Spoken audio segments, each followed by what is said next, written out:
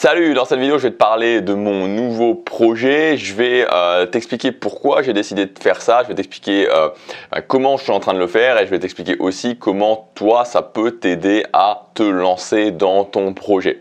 Alors, il y a trois raisons principales qui m'ont décidé à lancer ce projet qui va être un side project. Vraiment, ça va pas être un gros projet. Mon but, donc c'est un projet de business en ligne. Mon but, c'est, alors c'est toujours difficile de savoir parce que des fois on peut être surpris. Moi, je sais bien que ce soit pour moi ou que ce soit pour d'autres personnes que j'ai pu coacher, on peut vraiment des fois avoir des surprises. C'est-à-dire que moi, typiquement, je vais vous donner mon exemple parce que c'est l'exemple. Voilà, je sais que je peux en parler, que je peux donner des chiffres à ce niveau-là.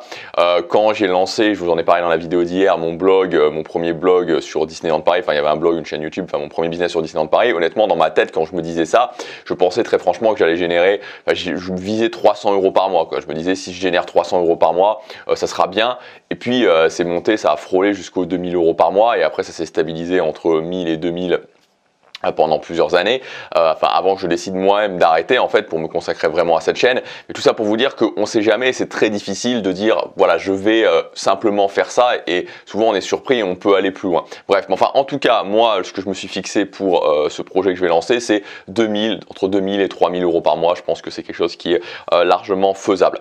Donc comme je vous disais, j'ai décidé de le lancer pour trois raisons. La première raison en fait c'est vraiment un déclic majeur que j'ai eu avec la crise du Covid. Je pense qu'on a tous eu nos déclics personnels avec cette crise du Covid.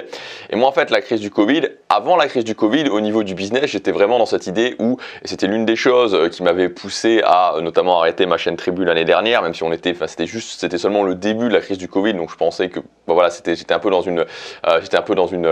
un mindset différent, mais j'avais envie d'y être que tout soit réuni sur cette chaîne Gabriel Clément parce que je voulais être minimaliste, je voulais mettre tous mes efforts dans cette chaîne et je voulais pas, voilà, dépenser mon énergie ailleurs. Mais en fait, voilà, j'ai compris vraiment avec cette crise du Covid que c'était important d'être diversifié, tout simplement parce que vous savez jamais ce qui peut se passer. Et moi, dans mon exemple, cette chaîne Gabriel Clément faisait beaucoup de ses revenus sur le social. Et comme vous pouvez vous en douter, le social, c'est quelque chose qui a été impacté forcément quand les gens sont confinés, déconfinés, reconfinés. Bon voilà, c'est quand même quelque chose qui a été impacté et donc ça a fait comprendre que c'était important parce qu'on ne savait pas ce qui pouvait se passer. On était dans un monde qui était instable, surtout un monde où tout allait très vite avec les réseaux sociaux, des choses pouvaient s'amplifier, pouvaient prendre des importances démesurées. Bref. Voilà, c'était important d'être diversifié. Donc ça a vraiment été le premier déclic qui conduit aujourd'hui mon activité, que ce soit sur la chaîne Gabriel Clément, mais la chaîne Superfan que j'ai pu faire, que ce soit aussi ce projet dont je vous parle, aujourd'hui. Le fait d'avoir plusieurs piliers, c'est vraiment quelque chose qui est important pour moi aujourd'hui. Le deuxième point, la deuxième raison qui me pousse à faire ça, c'est tout simplement que c'est quelque chose que je fais déjà en fait. Voilà, je le fais déjà. C'est déjà une activité que je fais. C'est une activité entre guillemets passion. Enfin, c'est une activité passion, même si ça peut sembler bizarre à certaines personnes. Donc en gros, cette activité que je fais, c'est que tous les week-ends avec ma copine, ce qu'on fait, alors ça peut être une ou deux fois par week-end, ça dépend, mais on fait soit un restaurant, un café, soit des fois le dimanche juste un café, soit une sortie le vendredi soir ou le samedi soir, et ça peut être à ce moment-là, comme en Corée, il y a vraiment cette vibe d'aller dans un pub, puis un deuxième pub, voire des fois un troisième pub. Voilà, on fait différents endroits. Et donc en fait, à chaque fois dans ces endroits-là, je prends des photos. Voilà, je prends des photos de ce qu'on prend, de ce qu'on mange, de ce qu'on boit aussi. Et donc j'ai toute cette réserve à chaque fois de photos de différents endroits dans Séoul. Et donc là, je pense que vous commencez déjà à avoir une petite idée de ce que je vais faire, mais je vais vous l'expliquer en détail après. Et la troisième raison qui me pousse à faire ça, c'est tout simplement qu'aujourd'hui, et ça c'est aussi une raison importante qui m'a poussé à le faire, c'est que le voyage en Corée du Sud, tel qu'il était avant, je pense qu'il n'est pas prêt de revenir. En tout cas, pas dans les 2, 3, 4 prochaines années. Ça, c'est plus ou moins certain. Tout simplement parce que ce qu'il faut bien comprendre, c'est que dans les pays, il y a une dynamique au niveau du coronavirus qui est très différente dans les pays asiatiques qu'elle a été dans les pays européens. Je prends par exemple la France, c'est-à-dire qu'en Asie, en Corée, on a contenu le virus. C'est-à-dire que le virus a vraiment été contenu. Alors, je ne sais plus les chiffres parce que je ne regarde pas les chiffres, mais je crois qu'à mon avis, en Corée, je pense pas qu'il y ait plus eu. Je pense qu'on va être autour des 100 000 contaminations. Je parle voilà, donc vraiment contamination. Je sais pas combien il y a eu de morts, mais peut-être 1000, 2000, un truc comme ça. Donc je veux dire, on est dans une dynamique de on a contenu le virus. Donc ça veut dire que la plupart des gens n'ont pas été exposés au virus. En France, par exemple, c'est l'inverse. C'est-à-dire que même si aujourd'hui il y a les vaccins, je veux dire, à un moment donné, de toute façon, en France, vaccin ou pas vaccin, bon, il y aurait finalement eu tout le monde qui aurait été exposé au virus et il y aurait finalement eu une immunité générale. Et d'ailleurs, je pense qu'aujourd'hui en France, on doit quand même arriver plus ou moins aussi à cette immunité parce que il y a, je veux dire, il y a plusieurs, enfin, je sais pas les chiffres non plus, mais enfin, je sais qu'il y a eu plus de 100 000 morts, mais ce que je veux dire, c'est qu'il y a eu je crois qu'il y a eu des millions de personnes, enfin, il y a eu plusieurs millions de personnes qui ont été contaminées par ce virus. Donc en fait, ce que je veux vous dire ici, c'est que la dynamique est différente dans le sens où en Europe, on est dans une dynamique où de toute façon, on arrivait petit à petit à cette immunité de groupe parce que tout le monde avait plus ou moins été exposé par le virus.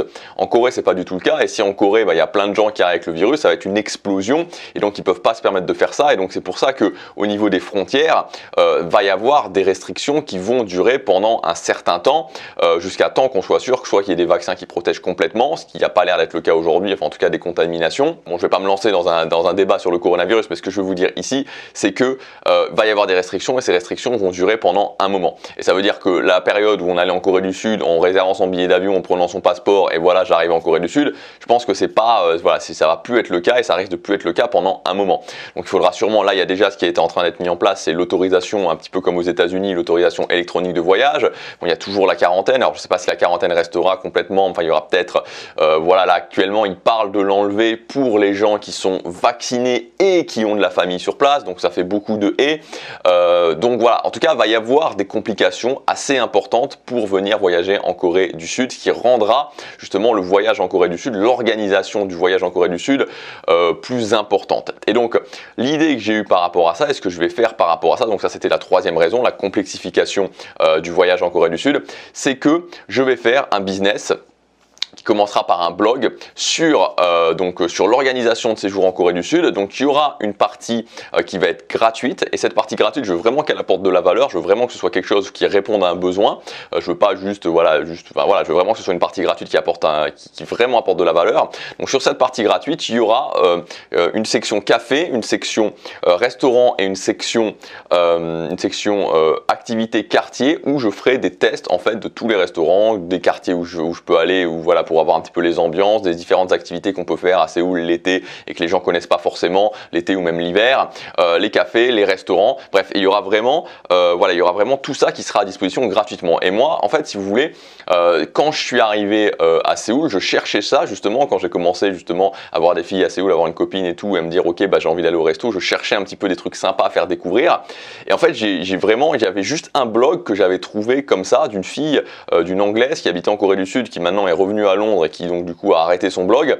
Bref, il y a peu de ressources et sur le monde francophone, il n'y en a pas. C'est-à-dire qu'il y a des ressources du type TripAdvisor, il y a des ressources aussi de personnes qui expliquent un petit peu la vie en Corée, ce genre de choses, mais vraiment qui expliquent voilà, les restaurants avec des tests de restaurants, avec des photos, les cafés, etc.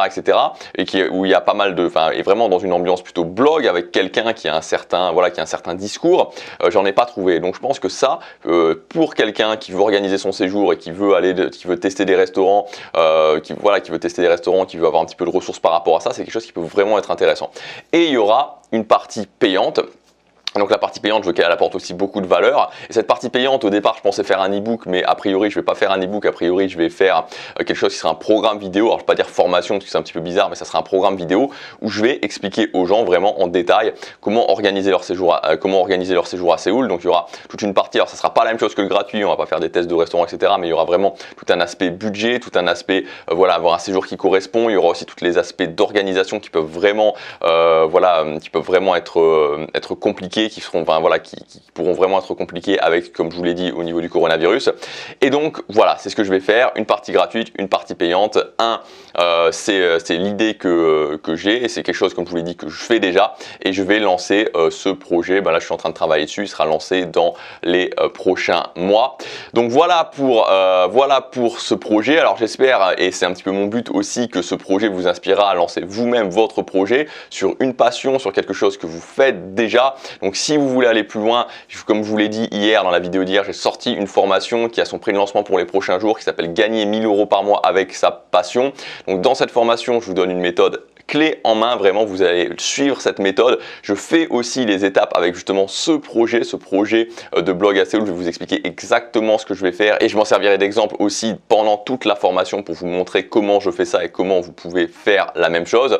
Voilà, et je suis exactement le business model qu'il y a justement que je vous propose dans cette formation. Donc si ça vous intéresse, ça s'appelle Gagner sa vie avec sa passion. Vous avez le premier lien dans la description, il y a tout qui est expliqué.